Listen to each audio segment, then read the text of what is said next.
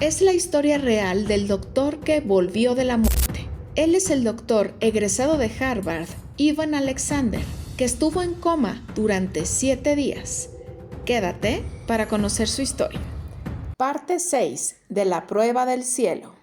Mi esposa y mi hijo menor estaban a mi lado, mirándome el rostro hundido, negándose obstinadamente a aceptar lo que acababa de decir el médico. Pero algo sucedió.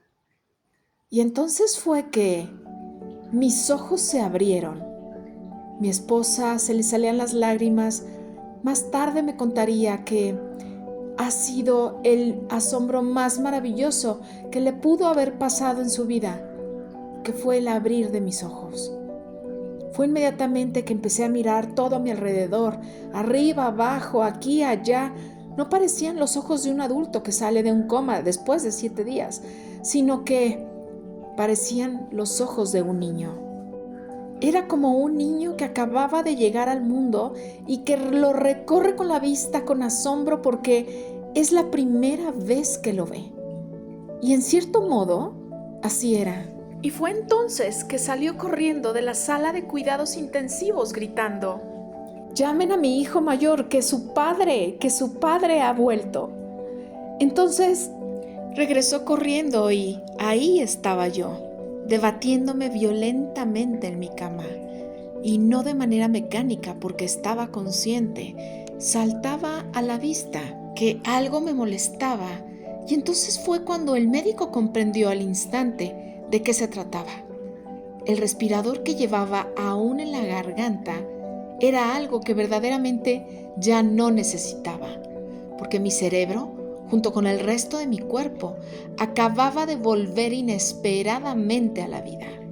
Fue entonces que alargó las manos, cortó la cinta de seguridad y con todo cuidado lo extrajo. Y entre toses inhalé mi primera bocanada de aire en 7 días y hablé por primera vez. Y entonces dije: «Gracias». Y de un segundo al otro, cuando entró mi mamá y mi hermana y me vieron, casi se caen de espaldas. Yo estaba sentado sobre la cama mientras nuestras miradas se cruzaron. Mientras toda mi familia y las personas que habían cuidado de mí durante todo el tiempo se iban reuniendo alrededor de mi cama, aún sorprendidas, estupefactas, era algo inexplicable. Yo solo sonreía, con un aire apacible y dichoso. Y entonces dije: «Todo va bien». Con tanta eficacia fueron esas palabras que había pronunciado, que entonces los miré a todos, uno por uno, y les dije: «No se preocupen, que todo va bien». El doctor, por su parte, había hecho su trabajo profesional y les recordó 2 cosas a mi familia. Y les dijo: «Los primeros momentos tras salir de un coma es probable que pierda la memoria. Es probable que su capacidad cerebral no sea la misma que anteriormente». Y la otra era que mi cerebro no estaba lo bastante recuperado como para poder realizar alguna tarea sofisticada. También tuve alguna alucinación. Mi mente saltaba entre la unidad de cuidados intensivos y algunas alucinaciones que yo no lograba entender por qué tenía. Era un descenso maravilloso a la vida terrenal. Me sentía también alocadamente feliz, más feliz que nunca. Mi hijo mayor incluso me mencionó que hablaba como un zombi y que verdaderamente pues él se daba cuenta que alguien estaba sufriendo de una sobredosis de ácido. Toda la maquinaria de mi cerebro estaba parada totalmente, pero empezó a funcionar. Poco a poco volví a la vida, y en este proceso me veía hacer o decir cosas que me asombraban. ¿De dónde salían? La verdad es que no lo sabía, pero empezaba a mejorar poco a poco. Transcurridos algunos días, comencé a tener conversaciones lúcidas. Empezaba yo a mejorar. Y entonces fue que por decisión de los doctores me cambiaron al área de rehabilitación ambulatoria. Claro, sí que se notaba mi mejoría. Fue entonces que un 25 de noviembre del 2008, 2 días antes del día de Thanksgiving, regresé a mi casa, rebosante de gratitud.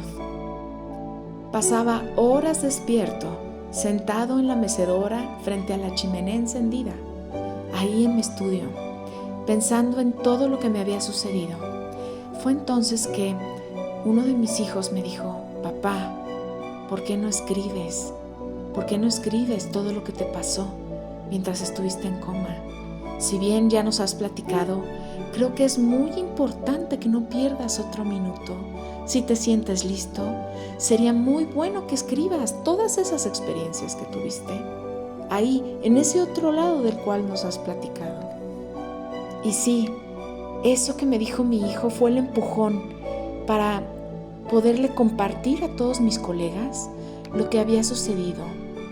Es increíble que aunque yo había tenido pacientes que pasaron por alguna circunstancia, una experiencia cercana a la muerte y que me platicaron de todo esto, yo tenía que haberlo vivido en carne propia para poder tener la curiosidad suficiente de investigar, pero también para tener la necesidad de compartir mi experiencia. Una vez que le platiqué todo a mi hijo, me dijo: papá, es importante que antes de que te sientes a leer y a investigar todo esto de las SMs, es importante que te sientes a escribirlo. Escribe todo, todos tus recuerdos con tanta exactitud como te sea posible. Pero no leas libros o artículos sobre todas estas circunstancias cercanas a la muerte de otras personas. Escribe todo así tal cual como me lo has platicado, con todos los detalles que recuerdes. Ya tendrás tiempo más adelante para poderte documentar y poder investigar todo lo que pueda haber con referencia a todo esto. Fue tal vez el consejo más sabio que me habían dado nunca, y así fue que lo seguí. Durante las 6 semanas siguientes, casi todos los días transcurrieron de un modo idéntico. Me levantaba alrededor de la 1 o 2 de la mañana, tan extasiado y lleno de alegría que por el mero hecho de estar vivo, yo saltaba de la cama. Encendía el fuego del despacho, me sentaba en ese viejo sillón de cuero que tenía y me ponía a escribir. 6 semanas. Ahí trataba de recordar todos los detalles de ese viaje al núcleo y también todos los detalles de toda mi travesía. Y cada uno de esos días no existía otra palabra en mi mente más que es real, es real. Y así fue que me senté a escribir. Y fue finalmente que llegó el día en el que terminé de escribir todo lo que tenía que contar, hasta el último de mis recuerdos sobre el reino de la perspectiva del gusano, el portal y el núcleo.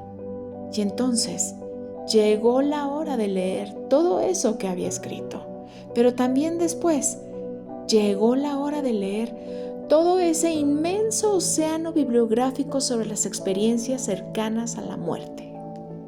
La verdad es que no tardé mucho en comprender que miles de personas habían experimentado lo mismo que yo, tanto en los últimos años como en los siglos anteriores.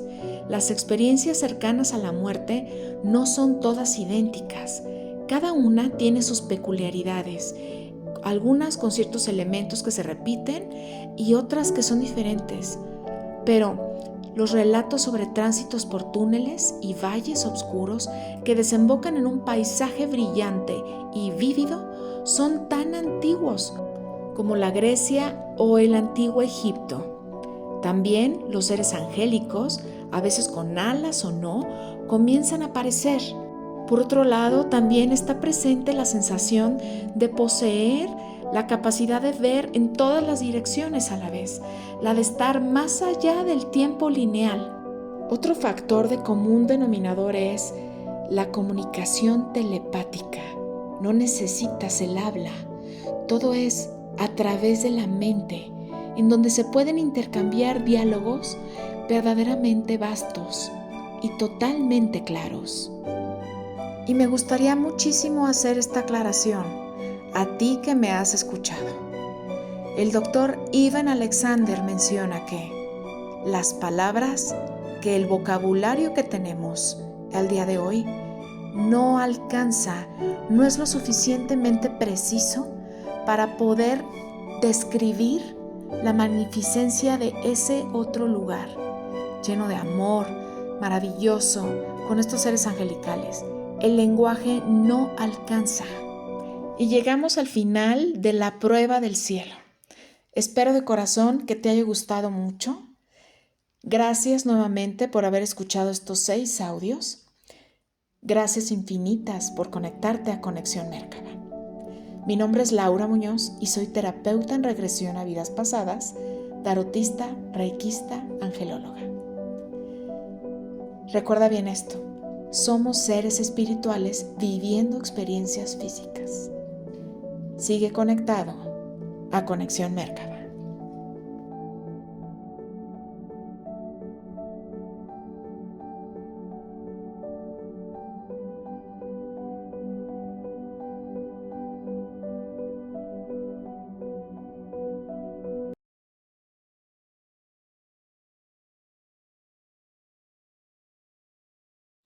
Recuerda bien esto, somos seres espirituales viviendo experiencias físicas.